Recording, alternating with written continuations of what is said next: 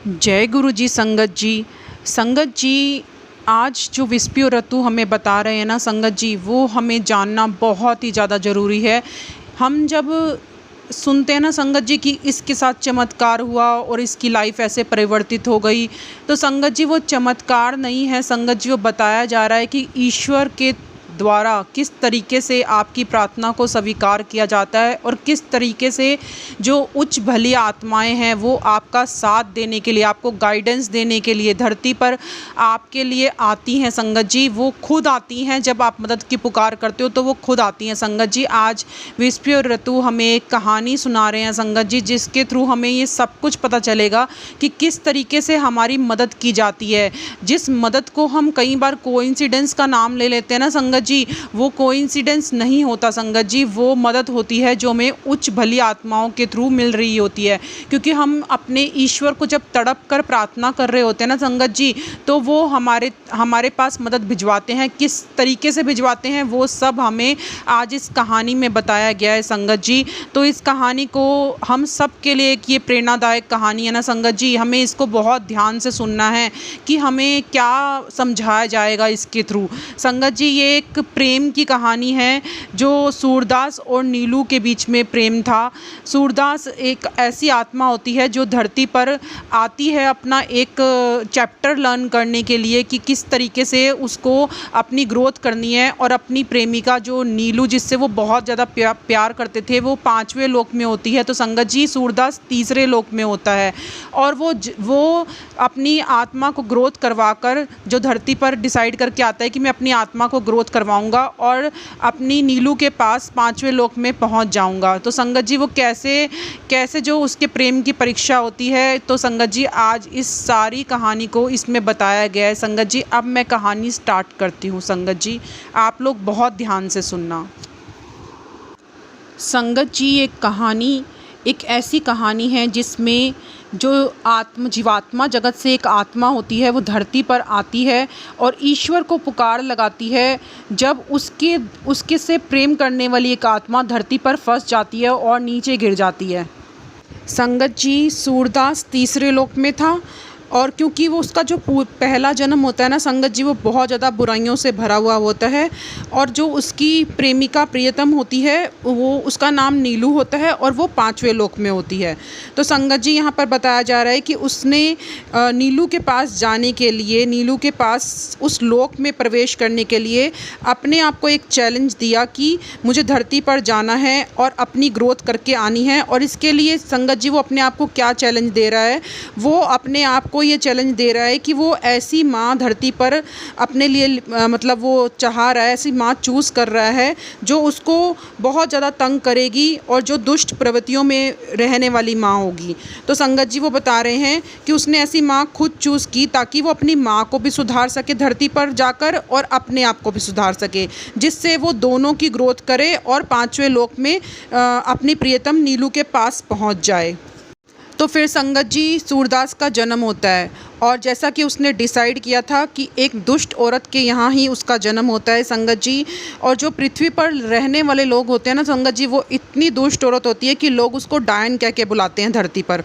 तो संगत जी, वो बता रहे हैं कि कितना ज़्यादा मुश्किल उसने एक जीवन चूज़ करता है। वो एक ऐसी माँ चूज़ करता है जिसको सब लोग बहुत ही ज़्यादा बेकार माँ कहते हैं संगत जी, बेकार औरत कहते हैं संगत जी। संगत जी, यहाँ पर बताया जा रहा है कि जब तक बच्चा बोलना शुरू नहीं करता तब तक वो जीवात्मा जगत से पूरे संपर्क में रहता है, और 1 साल के होने तक शिशु जो बच्चा है वो जीवात्मा जगत में वापस लौट सकता है। यानी 1 साल तक तो वो अपनी आत्मा, जो उसकी आत्मा होती है, वो अपने माता पिता की सारी सिचुएशंस को देख रही होती है कि वो यहाँ पर रह पाएगा या उसको वापस अपने घर पे वापस लौटना है। तो संगत जी, यहाँ पर बच्चा खुद डिसाइड करता है कि उसे रहना है इस सिचुएशन में, कि उसे अपने घर पर वापस जाना है अपने जीवात्मा जगत में। संगत जी, अब यहाँ पर सूरदास के साथ भी ऐसा ही हो रहा था। उसके जो प्रियजन हैं उसको वापस लौटने के लिए कह रहे थे कि उनको लग रहा था कि ये बहुत ही भयानक औरत है और सूरदास और नीचे गिर जाएगा, और वो मतलब अपनी ग्रोथ के लिए धरती पर गया है पर वो ग्रोथ नहीं कर पाएगा। तो इसी कारण वो उसको वापस लौटने के लिए, अपने घर वापस आने के लिए जो उनके प्रियजन हैं वो उसको कह रहे थे कि वापस आ जाओ। पर सूरदास अपनी प्रियतम जो नीलू होती है उससे बहुत ज़्यादा प्यार करता है और वो वहाँ तक पहुँचना चाहता है, इसलिए वो इस स्ट्रगल को लेने के लिए पूरी तरीके से तैयार हो जाता है। तो संगत जी अब क्या होता है कि अब सूरदास जब 1 साल का हो जाता है तो वो सब कुछ पूरी तरीके से भूल जाता है और उसे कुछ भी याद नहीं रहता। तो संगत जी जब उसकी माँ उसके साथ गंदी गंदी लैंग्वेज यूज़ करती है तो संगत जी वो भी वैसा ही बन जाता है और उसके मुंह से भी गलत शब्द गलत वाक्य हर समय निकलते हैं। सूरदास अपनी जो प्रियतम होती है उसकी जो नीलू जिसका नाम होता है उससे वो बहुत ज़्यादा प्यार करता है और वो इस चैलेंज को लेने के लिए बिल्कुल पूरी तरीके से तैयार होता है, इसलिए वो वापस नहीं लौटता। बल्कि जब संगत जी अब ऐसा होने लगता है कि जब वो थोड़ा सा बड़ा होने लगता है ना सूरदास, तो वो सब कुछ भूल जाता है कि वो क्या डिसाइड कर कर धरती पर आया था। तो संगत जी उसके मन से वो सब चीज़ें गायब हो जाती हैं जो उसको बता सकें कि वो क्या करने आया था। तो संगत जी अब वो अपनी मम्मी के रंग में ही रंगने लगता है। उसकी मम्मी जो उसको गलत लैंग्वेज जो उसके ऊपर यूज़ करती है वो भी बिल्कुल वैसा ही बन जाता है, वो भी सबके साथ गलत गलत कार्य करने लगता है और संगत जी वो भी अपनी मम्मी की तरह एक बेकार इंसान बनने लगता है। संगत जी अब यहाँ पर जो सूरदास है वो इतना गंदा इंसान बन जाता है कि उसको दूसरों को नुकसान पहुँचाने में, दूसरों को सताने में, दूसरों को हानि पहुँचाने में इतना मज़ा आने लगता है ना संगत जी कि वो इसी लाइफ को एंजॉय करने लगता है और वो उसको लगता है कि जो पैसा है वही भगवान है उसके लिए। तो संगत जी वो लोगों को बहुत ज़्यादा तंग करने लगता है और उसको तंग करने में ही उसको बहुत ज़्यादा आनंद आने लगता है। तो संगत जी यहाँ पर अब नीलू सूरदास को देख रही है और वो ये चाह रही है कि किसी तरीके से वो उसको संदेश भिजवाए उसके अवचेतन मन के जरिए। पर संगत जी जब उसका मन जो सूरदास का अवचेतन मन है वो पूरी तरह से अब सो चुका है, क्योंकि सूरदास इतने गलत काम कर चुका है कि उसका मन पूरी जो अवचेतन मन है वो पूरी तरीके से सोया हुआ है। तो संगत जी नीलू अपनी बात वो जो पहुँचाना चाहती है सूरदास तक वो बिल्कुल भी नहीं पहुँचा पाती और वो परेशान हो रही होती है कि किस तरीके से उसको अब ये सब काम करने से वो रोके।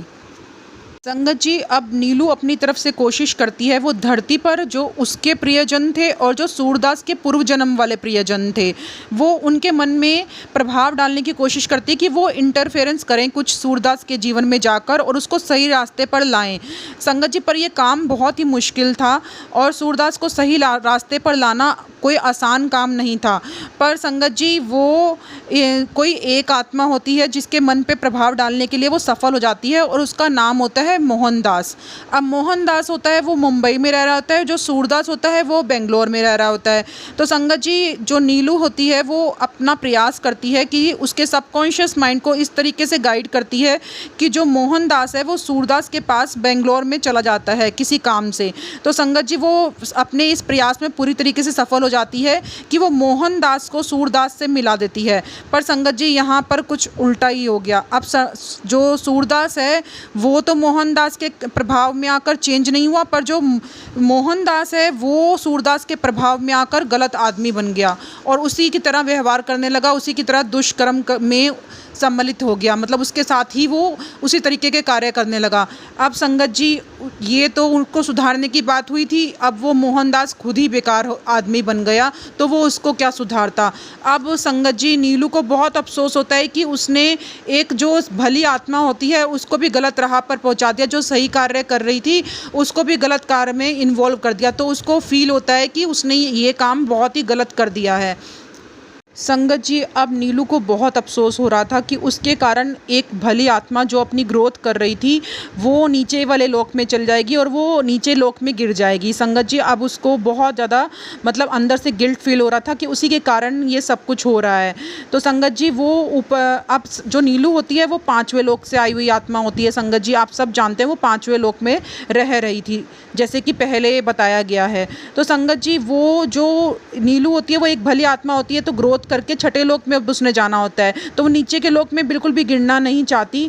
पर संगत जी अब उसके साथ ऐसा हो रहा था कि उसने जो एक और आत्मा होती है यानी मोहनदास उसको भी इस रास्ते पर पहुंचा दिया था जिसके कारण वो नीचे के लोकों में गिर सकता था। तो संगत जी उसके मन में बहुत ज़्यादा ऐसा सब कुछ चल रहा था जिसके कारण वो ऊपर के लोक में जाती है और जो उच्च भली आत्माएं होती हैं उनसे बताती हैं सारी सिचुएशन को कि वो सूरदास से प्रेम प्रेम करती थी और उन्होंने मोहनदास को बुरे कर्मों से उसे निकालने के लिए वहाँ भेजा और मोहनदास भी उसके बुरे कामों में फंस गया और अब वो भी गलत रास्ते पर चलने लगा है। तो संगत जी वो श्री उच्च भली आत्मा से रिक्वेस्ट करती है कि प्लीज़ उसकी मदद करें और उसको, जो मोहनदास जो नीचे गिर गया है और सूरदास जो नीचे की लोकों में फंस जाएगा और नीचे चला जाएगा, उनको सन्मार्ग पर लाने के लिए उसकी मदद करें। अब जो श्री उच्च भली आत्मा होती है वो नीलू को कहती है कि तुमने बहुत ही गलत काम किया है कि तुमने मोहनदास को भी नीचे भेजा उसके पास गलत कार्य करने के लिए। अब जो श्री उच्च भली आत्मा होती है ना संगत जी, वो बहुत ज़्यादा मतलब उनको, नीलू को डांटती हैं कि तुमने ये जो काम किया है ना, जो तुमने मोहनदास को भी सूरदास के पास भेजकर उसे भी गलत इंसान बना दिया है ना संगत जी, और जो तुमने इंटरफेयर किया है इस सब काम में, तो तुमने बहुत गलत किया है, इसकी तुम्हें सज़ा दी जाएगी। तो संगत जी वो सज़ा पाने के लिए बिल्कुल रेडी हो जाती है नीलू, और वो कहती है कि मैं सज़ा के लिए बिल्कुल तैयार हूँ, पर श्री उच्च भली आत्मा मेरी सिर्फ आपसे यही रिक्वेस्ट है कि आप इन दोनों को ऊँचे स्तर पर लाने के लिए मदद करें, और मैं तो सज़ा भुगतने के लिए अब पूरी तरीके से तैयार हूँ। तो संगत जी जो नीलू होती है वो यहाँ तक कि वो 5वें लोक में रह रही होती है, तो इसी कारण वो चौथे लोक तक भी जाने के लिए कभी भी तैयार नहीं थी। पर संगत जी अब जो सिचुएशन है वो सूरदास से प्रेम के कारण नीचे के दूसरे लोक तक जाने के लिए तैयार हो जाती है, अपनी सज़ा को भुगतने के लिए तैयार हो जाती है। तो संगत जी वो कहती है कि वो सूरदास और मोहनदास को बचाने के लिए ये सब सज़ा भुगतने के लिए पूरी तरीके से तैयार है। अब जो उच्च भली आत्मा होती है वो कहती है ठीक है मैं ये सब करूँगी तुम्हारे लिए, पर तुम पहले दूसरे लोक में चली जाओ। तो संगत जी वो दूसरे लोक में नीलू चली जाती है, पर संगत जी यहाँ से अब उसकी टेस्टिंग स्टार्ट हो जाती है कि वो नीचे के लोक में सिर्फ जाने को कह रही है कि वहाँ जब वो रहेगी तब वो वहाँ पर रह पाएगी। तो संगत जी जो उच्च भली आत्माएं होती हैं वो उसका टेस्ट ले रही होती हैं नीलू का, और नीलू जो होती है वो उनसे पूछते हैं जो उच्च भली आत्माएं कि क्या तुम अभी भी अपना फैसला बदलना चाहती हो कि यहीं पर रहने के लिए तैयार हो। तो संगत जी वहाँ पर नीलू कहती है कि आप बस मोहनदास और जो सूरदास है उनकी ग्रोथ के लिए कुछ करो और मैं यहाँ रहने के लिए तैयार हूँ। तो संगत जी यहाँ पर नीलू अपने टेस्ट में पूरी तरीके से पास हो जाती हैं, और जो उच्च भली आत्माएं होती हैं वो उनसे खुश हो जाती हैं और नीलू को कहती हैं कि नीलू मेरी प्यारी बच्ची, तुम बहुत ही अच्छी आत्मा हो, तुम ऊपर अपने 5वें लोक में वापस आ जाओ। और जो श्री उच्च भली आत्मा होती है वो उनको कहती है कि मैं तुम्हें वचन देता हूँ कि उन भयानक निम्न लोकों से वो मोहनदास और जो सूरदास होते हैं उनको बचा लाएंगे।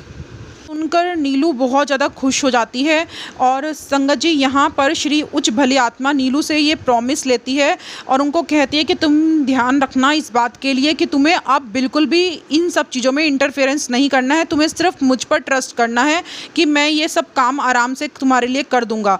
बस तुम्हें भगवान जी को प्रार्थना करनी है, सर्वशक्तिमान को प्रार्थना करनी है कि उन्हें बचाने में वो उस उच्च भली आत्मा की मदद करें।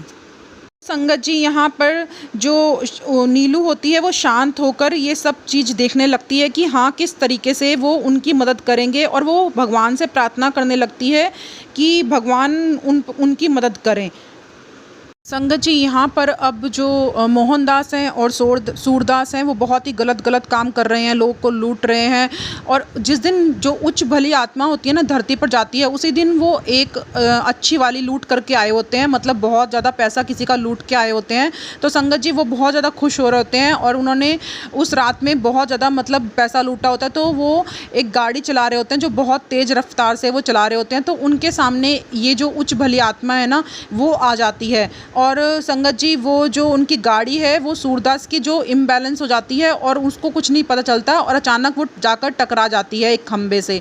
तो संगत जी अब वो दोनों बेहोश हो जाते हैं, और जब वो अपनी आँख खोलते हैं तो वो हॉस्पिटल में अपने आप को पाते हैं। अब संगत जी क्या होता है कि सूरदास जो होता है जब वो जब हॉस्पिटल में अपने आप को देखता है तो उसकी दोनों टांगें गायब थी, और वो बहुत ज़्यादा उदास हो जाता है कि ये उसके हाथ क्या हो गया। और वहीं पर जो उसके दूसरे बेड पर लेटा होता है वो मोहनदास होता है, जिसकी एक टांग और एक हाथ चला गया होता है। संगत जी अब वो दोनों एक दूसरे को कोस रहे होते हैं कि एक दूसरे को इल्ज़ाम लगा रहे होते हैं कि तुम्हारे कारण ऐसा हुआ और तुम्हारे कारण ऐसा हुआ। तो संगत जी अब इतना ज़्यादा उन दोनों आपस में लड़ाई करने लगते हैं ना कि उनको अलग अलग रूम में शिफ्ट कर दिया जाता है, क्योंकि डॉक्टर उनको संभाल नहीं पा रहे होते। तो संगत जी अब आगे हमें बताया जा रहा है जो मोहनदास है वो अलग वार्ड में शिफ्ट कर दिया जाता है। अब जब मोहनदास अलग वार्ड में शिफ्ट हो जाता है तो वह अकेला पड़ जाता है और अपने अतीत के बारे में सोचने लगता है कि वो तो एक सही जीवन जी रहा था। अचानक ही वो जब इस जगह पे आया, यानी जो सूरदास के संपर्क में आया, तो वो बुरे रास्ते पर चलने लगा और इसी कारण उसको ये सज़ा मिली है और भगवान ने उसके हाथ न्याय किया है कि उसको अपने हाथ पैर खोने पड़े। तो संगत जी, यहाँ पर मोहनदास को तो अच्छे से एहसास हो जाता है कि वो गलत काम उसने जो किया है ये उसकी सज़ा है, यानी उसका जो सबकॉन्शियस है उसे जाग जाता है और उसे पूरा एहसास करा देता है कि हाँ, वो गलत काम कर रहा था।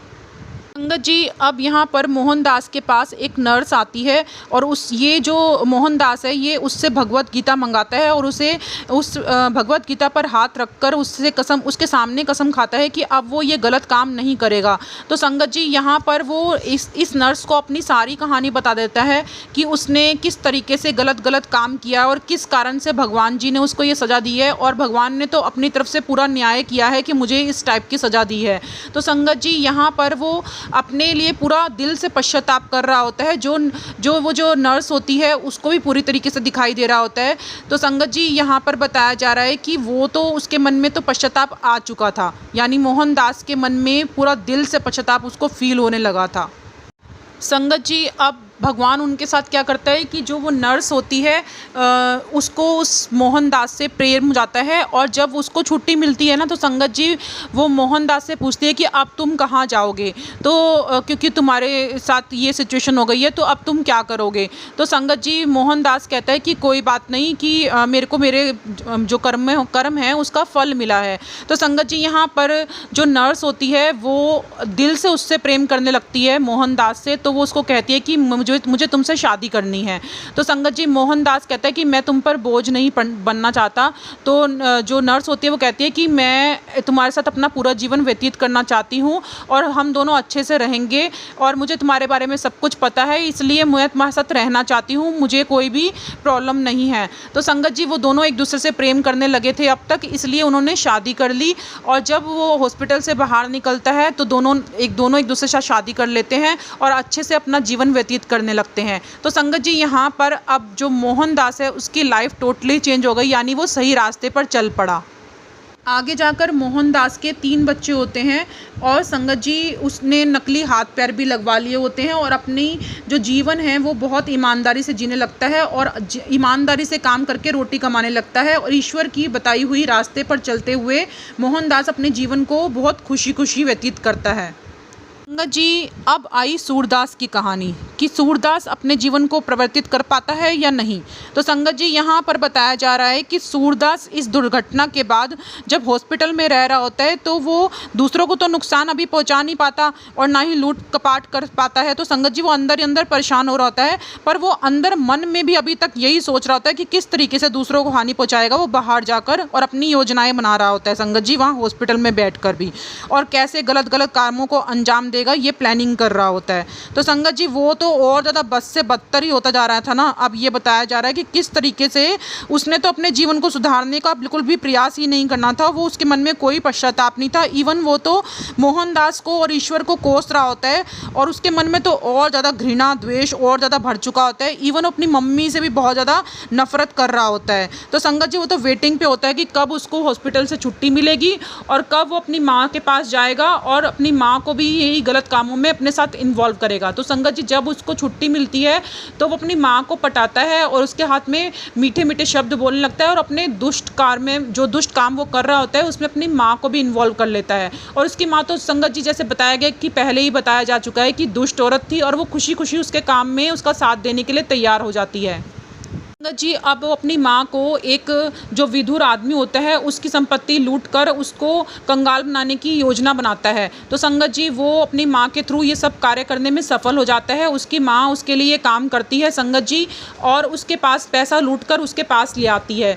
तो संगत जी, उसकी माँ जब एक रात को जब गहरी नींद में सो रही होती है तो सूरदास क्या करता है, अपनी व्हील चेयर पकड़ता है और पैसों से जो भरा हुआ बैग होता है वो मतलब चुरा कर और उस जगह से भाग जाता है। और और संगत जी वो ऐसे सबूत छोड़ता है जिससे पुलिस को उसकी माँ पर पूरी तरीके से शक हो जाए और उसको गिरफ्तार कर लिया जाए।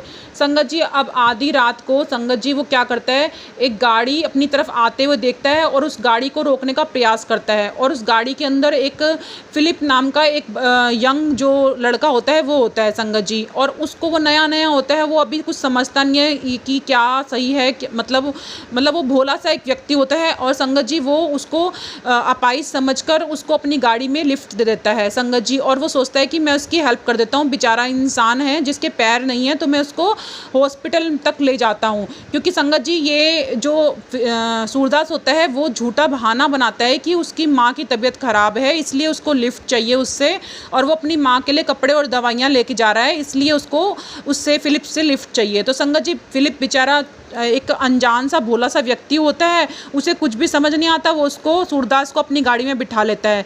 तो संगत जी जब वो उसको अपनी गाड़ी में बिठाता है तो सूरदास अपनी चोरी से अपनी पिस्तौल निकालता है और फिलिप की जो कनपटी है उस पर लगा देता है संगत जी, और उसको कहता है कि अब तुम हाईवे की तरफ गाड़ी चलाओ। और संगत जी जो सूरदास होता है वो पहले से ही पुलिस को कॉल कर देता है और उसको इन्फॉर्म कर देता है पुलिस को कि उसकी जो एक औरत है उसने उसको देखा है और उसने एक धनवान व्यक्ति को लूटते हुए देखा है। और संगत जी वो उनको पुलिस को कहता है कि उसका घर का एड्रेस ये है और आप उस औरत को जाकर पकड़ लाओ। संगत जी जब तक पुलिस उनसे ये पूछती है कि तुम कौन हो, तो तब तक संगत जी सूरदास फ़ोन काट देता है और पुलिस को कोई भी आइडिया नहीं होने देता कि वो कौन है। तो संगत जी यहाँ पर अब पुलिस जाती है, उसकी माँ को गिरफ्तार कर लेती है और उसको जेल में अच्छे खासी सज़ा मिलती है और उसका फल मिलने लगता है। यहाँ पर जो सूरदास है वो अपनी गेम खेलता है फिलिप के साथ और वो उसका दिमाग ऐसे भटका देता है कि उसको ये फील करवा देता है कि उसके पास जो सूरदास है उसके पास एक जादू की शक्ति है जिसके कारण वो फिलिप को कैसे भी नुकसान पहुँचा सकता है। वो 2-3 तरह के कुछ जादू टाइप के उसको करके दिखाता है फिलिप को और फिलिप उसकी बातों में आ जाता है और वो सोचता है कि के पास तो जादू की तकनीक है और ये मेरा कुछ भी बिगाड़ सकता है। और इसलिए संगत जी वो पढ़ा लिखा तो टाइप होता नहीं है, उसने थोड़ी सी बहुत पढ़ाई की होती है जिसके कारण वो ड्राइवर की नौकरी उसको मिली थी संगत जी। और वो जो है वो उसकी बातों में मतलब सूरदास की बातों में आ जाता है और उसका एक गुलाम बनकर उसका जीवन आगे का बिताने लगता है संगत जी। अब वो है जो सूरदास है वो तो बहुत ही ज़्यादा मतलब प्लानिंग वाला व्यक्ति होता है, वो तो अमीर अपना जीवन जीने लगता है और फिलिप उसको अब लगता है कि मेरा तो फिलिप अब जो है गुलाम का सारे जीवन मेरे पास गुलाम बनकर ही रहेगा। सूरदास तो ये अपना जीवन जी रहा होता है संगत जी, गलत से गलत वाला जीवन, पर वहाँ पर नीलू और उसके दोस्त इतने ज़्यादा परेशान हो रहते हैं कि ये तो सूरदास तो और ज़्यादा नीचे वाले रास्ते पर चल चुका है और मतलब वो अंदर से परेशान हो रही होती है, पर वो कभी भी उच्च भली आत्मा को जाकर कहती नहीं है कि अब मैं क्या करूं या मैं इंटरफेयर करूं या ना करूं, वो चुपचाप से बैठी होती है। पर जो उच्च भली आत्मा होती है वो एक दिन नीलू को बुलाती है अपने पास और उनको समझाती है कि तुम टेंशन मत लेना कि ये क्या हो रहा है, कि मैं सब कुछ देख रहा हूँ और मेरी गाइडेंस में सब कुछ हो रहा है। तो संगत जी वो कहते हैं कि मैं अपने वचन से पीछे नहीं हटूंगा और सूरदास को और नीचा गिरता देखकर तुम परेशान तो अभी हो रही हो, पर तुम मेरी प्यारी बच्ची हो, मैं तुम्हें समझता हूँ कि तुम्हें समझाना चाहता हूँ कि जिस धनवान व्यक्ति को इसने लूटा था ना, क्या कहते हैं सूरदास ने, वह एक पापी इंसान था, इसलिए ये काम इससे करवाया गया। तो ये बहुत मतलब सोच समझ के काम किया गया है और कहते हैं कि इसलिए उसे सबक सिखाने की ज़रूरत थी उस धनवान व्यक्ति को जिसका इसने धन लूटा था। और जो कंगाल हो जाने के बाद अब उसे इस बात का एहसास हो गया था। सूरदास की माँ भी बेहद जो होती है वो दुष्ट टाइप की औरत होती है, इसलिए वो कहते हैं कि इसको भी रोकना बहुत ज़रूरी था, इसी कारण इसको जेल में डलवाना ज़रूरी था। संगत जी वो कहते हैं कि जो फिलिप होता है वो एक कायर और ऐसा लड़का होता है जिसको कुछ भी मतलब अपने लिए फ़ैसला लेने की ताकत ही नहीं होती, उसके अंदर हिम्मत ही नहीं होती किसी भी समस्या से लड़ने के लिए। तो इसलिए संगत जी वो कह रहे हैं कि इसकी बजाय वे क्या करते फिर इसके अलावा, इसीलिए उसको जो गुलाम बनाया गया ताकि उसको उसकी भी चेतना जो जागृत की जा सके और उसको भी इस चीज़ों से बाहर लाया जा सके कि उसको न्याय जो अन्याय है वो किसी का भी सहन नहीं करना और उसके लिए आवाज़ उठानी है। तो संगत जी इस तरीके से फिलिप की भी रक्षा की जा रही है किसी न किसी तरीके से उसकी ग्रोथ करने के लिए। अब नीलू कहती है श्री उच्च भली आत्मा को कि ठीक है, मैं सब कुछ समझ गई, आपका बहुत बहुत धन्यवाद कि आपने मुझे ये सब कुछ बताया और ईश्वर के रास्ते बताए कि किस तरीके से ईश्वर रहस्यमयी तरीक़ों से हमारी मदद करता है और किस तरीके से हमारे को गाइड किया जाता है। संगत जी, जो फ़िलिप है वो बहुत ही उदास होकर एक दिन एक चट्टान पर बैठा होता है और वहाँ पर ये परेशान हो रहा होता है कि ईश्वर मेरी मदद करो, मैं कहाँ फँस गया हूँ और मैं थक चुका हूँ इसके लिए, सूरदास के लिए काम करते-करते। तो उसकी अंतर की आत्मा होती है ना, अब बिल्कुल भी ये सब काम करने के लिए मतलब रेडी नहीं हो रही होती, और वो बहुत ज़्यादा अंदर से उदास होकर ईश्वर को प्रार्थना करने लगता है कि हे ईश्वर मेरी मदद करो, हे ईश्वर मेरी मदद करो। अब संगत जी, क्या होता है कि सूरदास की मदद के लिए जो उच्च भली आत्मा होती है वो फ़कीर का रूप धारण करके वहाँ आती है। जो वो फ़कीर के रूप में आती है ना आत्मा, वो कहती है कि मैं बहुत भूखा हूँ, प्लीज़ मुझे कुछ पैसे दे दो। तो संगत जी, वो जो फ़िलिप होता है उसे बहुत ज़्यादा उस पर दया आती है, वो अपने जेब में हाथ डालता है कि कुछ पैसे निकाल के उसको दे दे। पर संगत जी, वो जब देखता है उसे याद आता है कि जो सूरदास है वो उसके पास तो पैसे रहने ही नहीं देता। तो उसकी ना आँखों में आँसू आ जाते हैं और बाबा को देखकर वो कहता है कि बाबा, मैं तुम्हारी मदद नहीं कर पाऊँगा क्योंकि मैं तो खुद एक गुलाम हूँ। तो फिर वो बाबा उससे पूछने लगता है कि तुम कैसे गुलाम हो? उसने कहा कि आपको भरोसा नहीं होगा ना मेरी ये बात सुनकर। तो संगत जी, वो कहता है कि मैं तुम्हें अपनी कहानी बताता हूँ बाबा, कि मैं किस तरीके से चंगुल में फंस गया हूँ और किस तरीके से मैं एक गुलाम का जीवन व्यतीत कर रहा हूँ। तो वो बाबा ध्यान लगाकर उसकी कहानी सुनने लगते हैं और कहते हैं कि तुम किस तरीके से इस आदमी के चंगुल में फंस गए, ये बात तो बिल्कुल गलत है। और तुम अपने जो तुम्हें लगता है कि हाँ, ये आदमी के पास कोई ऐसी पावर है जिसके कारण वो तुम्हें कुत्ता या बिल्ली बना सकता है, तो ये मत सोचो बिल्कुल भी। मेरे पास भी एक पॉजिटिव पावर है और मैं तुम्हें कुत्ता या बिल्ली बिल्कुल भी नहीं बनने दूंगा।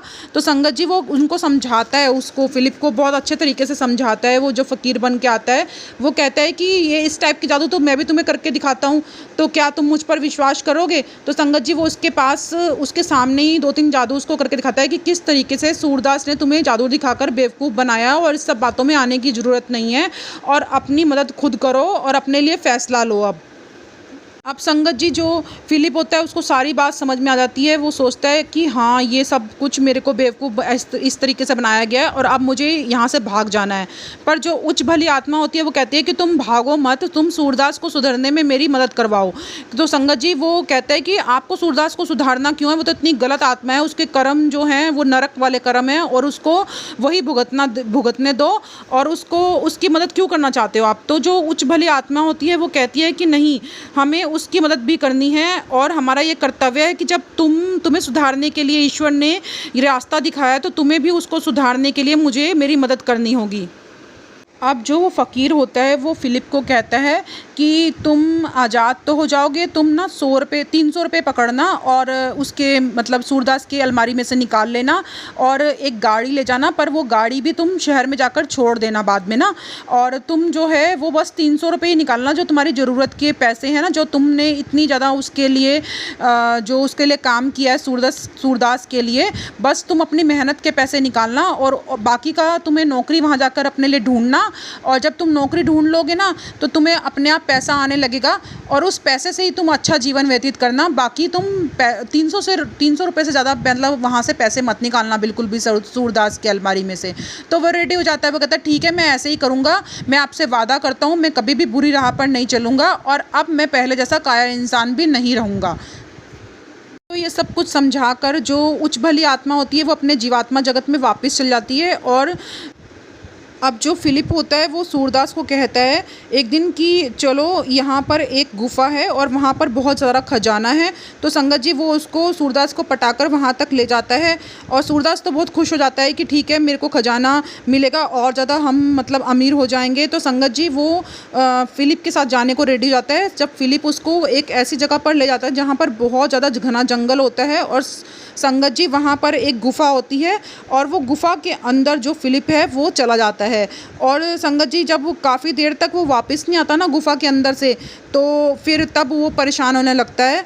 जो सूरदास होता है उसको लगता है कि अभी तक ये जो वो फ़िलिप है वो अंदर से वापस क्यों नहीं आया। तो संगत जी, वो घबरा कर इधर उधर चिल्लाने लगता है और संगत जी फिर वो गुफ़ा में प्रवेश कर जाता है और उस गुफ़ा में उसको ढूंढने लगता है। पर गुफ़ा के अंदर अब ना तो उसको बाहर आने का कोई रास्ता था, ना अंदर जाने का कोई रास्ता था। जब वो गुफ़ा के अंदर फंस जाता है ना, तो सांप ही सांप उसको दिखाई देने लगते हैं गुफ़ा के अंदर, और जो उसके ऊपर भी एक आधा सांप जो रेंगने लगता है जब वो घबरा जाता है पूरी तरीके से। फिर तो संगत जी वो बाहर भी नहीं आ पाता, क्योंकि बाहर जब आएगा तो उसको लगता है कि जंगली जानवर पकड़कर उसको खा जाएंगे। तो अब उसको कोई रास्ता अपने जीवन का नज़र नहीं आ रहा होता, उसको लगता है मैं अंदर भी मेरी मौत है और प्लस बाहर भी मेरी मौत है। तो संगत जी वो अब डर चुका था और अब ईश्वर से उसने प्रार्थना की, और पहली बार उसने ईश्वर से प्रार्थना की होगी कि मुझे बचा लो। तो संगत जी वो दिल से जब पूरी तरीके से डरता है तो उसको सब कुछ याद आने लगता है कि उसने लोगों को कितना डराया है, कितना सताया है, और कितने आराम से लोगों का जीवन उसने मतलब ले लिया है, और कैसे उसने लोगों की हत्या की है। जब लोग उसको तड़प तड़प कर उससे कह रहे होते हैं कि उसे ना मारें, तो किस तरीके से वो तब भी उन पर हंसकर उनकी जान ले लेता था बिना किसी दया के। तो संगत जी यहाँ पर अब वो ईश्वर से दया मांगते हुए बार बार सोच रहा होता है कि ईश्वर मेरे को दया देंगे क्या, ईश्वर मुझे दया देंगे क्या, ईश्वर मेरे पे तरस खाएंगे, क्योंकि मैंने तो इतने उल्टे उल्टे काम किए हैं। तो बड़ी शर्म से संगत जी, बहुत शर्म से वो ईश्वर की तरफ प्रार्थना का हाथ बढ़ाता है और वो कहता है ईश्वर मुझे बचा लो, एक बार मुझे मौका दे दो ताकि मैं अपने कर्म सुधार सकूं, एक बार मुझे मौका दो ईश्वर, एक बार मौका दो। तो ईश्वर तो हमारा इतना दयावान है, तो संगत जी वो उसको मौका देता है। ईश्वर कैसे मौका देते हैं उनको, तो ये आगे बताया जा रहा है संगत जी कि वो ये सोच रहा होता है कि किसी तरीके से फिलिप वापस आ जाए और वो उसको बचा ले। पर संगत जी ऐसा तो बिल्कुल भी नहीं होता, और जो फिलिप है वो वापस नहीं आता। जिस तरीके से उसने लोगों को मूर्ख बनाया होता है, सेम तरीके से फिलिप भी उसको मूर्ख बनाता है और उसको एहसास दिलाता है कि तुमने कितने कितने गलत कार्य किए हैं। तो संगत जी यहाँ पर उसको पूरी तरीके से अब झटका दिया जाता है कि किस तरीके से उसने लोगों को चीट किया है और किस तरीके से लोगों का यूज़ करके उसने अपना जीवन व्यतीत किया है। संगत जी अब उसको एक एक बात अपनी गलत की हुई याद आने लगती है। तो संगत जी जब वो उस गुफा में अकेला होता है ना, तो उस डरावनी अंधेरी रात में उसको एक एक चीज़ याद आती है कि उसने लोगों के साथ कितना कितना गलत काम किया है। संगत जी अब वो ईश्वर से प्रार्थना करने लगता है, हे ईश्वर आप तो अपने चमत्कारों के लिए जाने जाते हैं, तो हे प्रभु चमत्कार करें, कृपया मुझे बचा लें। मैं वादा करता हूँ कि कभी भी कोई गलत राह पर नहीं चलूँगा, अब बिल्कुल भी मतलब मैं गलत रास्ता नहीं अपनाऊँगा। लोगों का मैंने पैसा लूट के खाया है, मैं जाकर उनकी मदद कर सकूं और उनका पैसा उनको वापस कर सकूं। तो संगत जी वो ईश्वर से इस सब चमत्कार होने की प्रार्थना कर रहा होता है।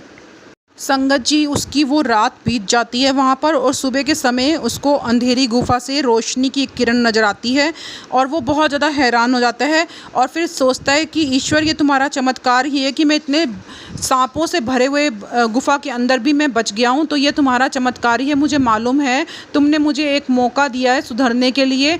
तो वो अंदर मन से ये सोच रहा होता है कि ईश्वर ने उसको ये मौका दिया है कि वो सुधरे। पर संगत जी अभी भी वो घने जंगल में ही होता है, तो फिर उसके मन में आता है कि हे ईश्वर मेरी एक बार और मदद करो ताकि मैं अपने जीवन को सुधारने के लिए कुछ काम कर सकूं, तो मुझे बाहर निकलने का, इस जंगल से बाहर निकालने का भी कोई रास्ता दो। तो संगत जी फिर वो एक चट्टान पर जाकर बैठ जाता है, और जब वो चट्टान पर जाकर बैठता है तो कुछ घंटों के बाद सूरदास एक पुण्य आत्मा को देखता है जो फ़कीर होता है, और वो बहुत ही ज़्यादा मतलब थका हुआ सा होता है वो फ़कीर, और उसे देखकर सूरदास फिर एक्साइटेड सा हो जाता है और उससे कहता है कि प्लीज़ मेरी मदद करो। तो संगत जी वो पुण्य आत्मा फ़कीर कहता है कि मैं सिर्फ उन्हीं की मदद करता हूँ जो नेक इंसान होते हैं, मैं दुष्ट इंसानों की मदद बिल्कुल भी नहीं करता। तो तुम पहले मुझे बताओ कि तुम दुष्ट इंसान हो या नेक। तो पहले तो संगत जी सूरदास के मुंह से निकलने लगता है कि वो भला इंसान है, पर उसका जो सबकॉन्शियस माइंड है, उसका अवचेतन मन उसको अलाउड ही नहीं करता, क्योंकि अब वो जाग चुका है, अब उसको गलत करने ही नहीं देगा वो। तो इसी कारण फिर वो कहता है कि मैं आपको बताना चाहता हूँ कि मैं जो किस टाइप का आदमी हूँ, मैं आपको अपनी पूरी कहानी बताना चाहता हूँ, तो फिर आप खुद डिसाइड करना कि आप मेरी मदद करना चाहते हो या नहीं। तो जो वो फ़कीर है वो उसकी सारी कहानी सुनने लगता है। जब वो फ़कीर उससे पूरी कहानी सुन लेता है ना, तो संगत जी वो कहता है, क्योंकि ये फ़कीर जो होता है वो उच्च भली आत्मा ही होती है जो जीवात्मा जगत से आई होती है और जो सूरदास की परीक्षा ले रही होती है अभी भी बैठकर। तो जो वो फ़कीर होता है जो उस आत्मा के रूप में आया होता है, वो पूछता है उससे, सूरदास से, कि क्या तुम अब भी इसलिए बचना चाहते हो ताकि जाके जो ये दुष्कर्म है जो इनको कंटिन्यू कर सको। तो संगत जी फिर वो सूरदास उसको कहता है नहीं, मुझे बहुत कड़ी बड़ी सज़ा मिल चुकी है। मैं जो पिछली रात मैंने बिताई है ना, मेरे को पता चल गया है कि ईश्वर ने मुझे ज़िंदा रहने का मौका किस लिए दिया है, क्योंकि मैंने ईश्वर से कहा था कि मुझे सुधरना है, तो मुझे ईश्वर के थ्रू ये मौका मिला है। तो अब मुझे इस मौके का फ़ायदा उठाना है और मुझे कुछ भी गलत नहीं करना। अब मैं सब लोगों की मदद करूँगा और अपने आप को सुधारूँगा, किसी तरीके से भी अपने आप को सही दिशा में चलाने की पूरी कोशिश करूँगा। तो संगत जी, अब वो जब बाहर जाता है तो वो अपना जीवन जो धरती पर जीने लगता है ना संगत जी, वो थोड़ा अच्छे से जीवन जीने लगता है। अपने जो पैर हैं उसने वो नकली लगवा लिए थे। और संगत जी, इसके अलावा उसकी जो माता होती है जो जेल में गई होती है, वो भी छूटकर बाहर आ जाती है, क्योंकि जो पुलिस होती है उसको उसके खिलाफ सबूत नहीं मिलते संगत जी। तो जब उसको सबूत नहीं मिलते तो वो वापस आ जाती है। तो जो ये सूरदास होता है ये अपनी माता को भी अपने पास रख लेता है संगत जी, और खुद तो सुधरता ही है, खुद तो ही जाता है, प्लस वो अपनी माँ को भी सुधार देता है और उसका जीवन भी अब सही कर देता है संगत जी। तो सच्चाई भरा और निस्वार्थ जीवन वो माँ और बेटे दोनों जीने लगते हैं। संगत जी, आपने देखा किस तरीके से उस नीलू ने उनकी हेल्प की और एक उच्च भली आत्मा ने उनकी हेल्प की। पर संगत जी, अब यहाँ पे उनकी हेल्प तो हुई है एक उच्च भली आत्मा के द्वारा और उनके प्रियजन आत्मा जो नीलू होती है उनके द्वारा।